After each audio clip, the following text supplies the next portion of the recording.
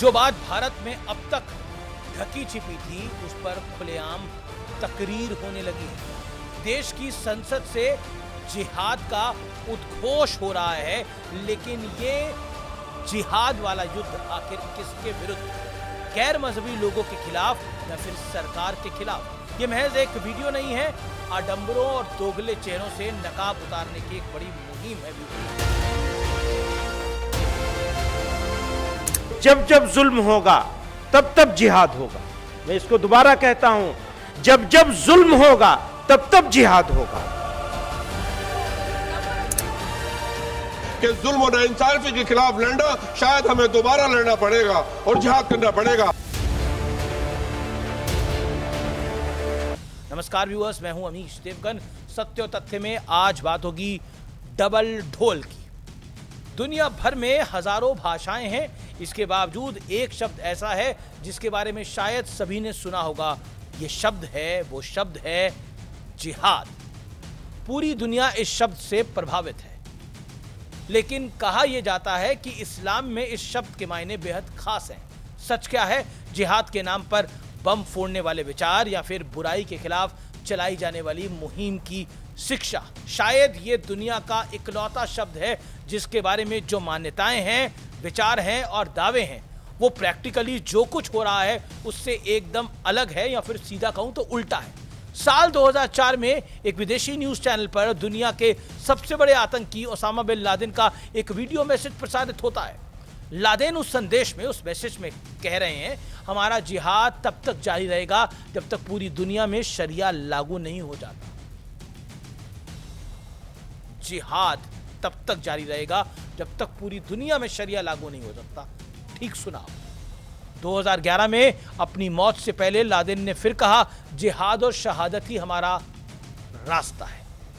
हजारों लोगों की हत्या करने वाला लादेन जिहाद को अपना रास्ता बता रहा है, जबकि पवित्र कुरान कहती है किसी भी बुराई के खिलाफ किया जाने वाला संघर्ष जिहाद होता है।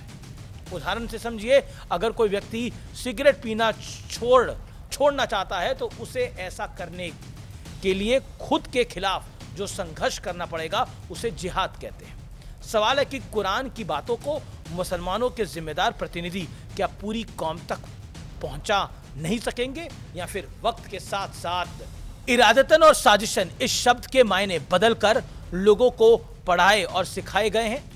दोनों ही सूरतों में क्या यह जिम्मेदारी धर्म गुरुओं की नहीं है, उलेमाओं की नहीं है, मौलानाओं की नहीं है, मुफ्तियों की नहीं है कि इस शब्द के गलत अर्थ का प्रचार प्रसार ना हो?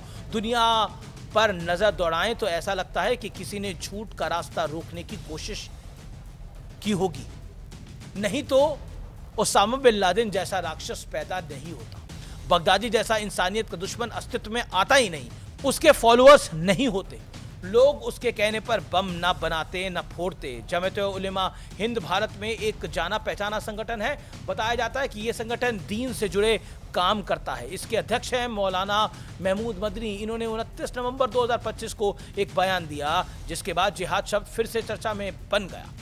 मदनी ने कहा कि इस्लाम और मुसलमानों के दुश्मनों ने जिहाद जैसे पवित्र शब्द को गाली, झगड़े और हिंसा का पर्याय बना दिया है। मदनी ने 2 दिसंबर को फिर बयान दिया। उन्होंने कहा कि हम जिहाद के असली मतलब के लिए लड़ रहे हैं। जिहाद शब्द का इस्तेमाल प्लान्ड तरीके से इस्लाम को गलत बताने के लिए किया जाता है और किया जा रहा है। मतलब एक बात तो साफ है कि मौलाना मदनी भी मानते हैं कि जिहाद शब्द का इस्तेमाल साजिशन ही सही, लेकिन नफरत, डर और हिंसा के लिए किया जाता है। क्या मदनी के बयान के मायने ये समझे जाएं कि जो लोग कहते हैं कि आतंक का कोई धर्म नहीं होता, उन्हें फिर से अपने बयानों को क्रॉस चेक कर लेना चाहिए, क्योंकि गलत मतलब पढ़ाकर ही सही भटके हुए नौजवानों को धर्म के नाम पर ही भटकाया जा रहा है। मदनी साहब से अपील है कि वो देश को बताएं कि जिहाद जैसे पवित्र शब्द को झगड़े और हिंसा का पर्याय किसने बनाया है। मौलाना मदनी को यह भी बताना चाहिए कि जिहाद का गलत अर्थ किसने और क्यों समाज में फैलाया।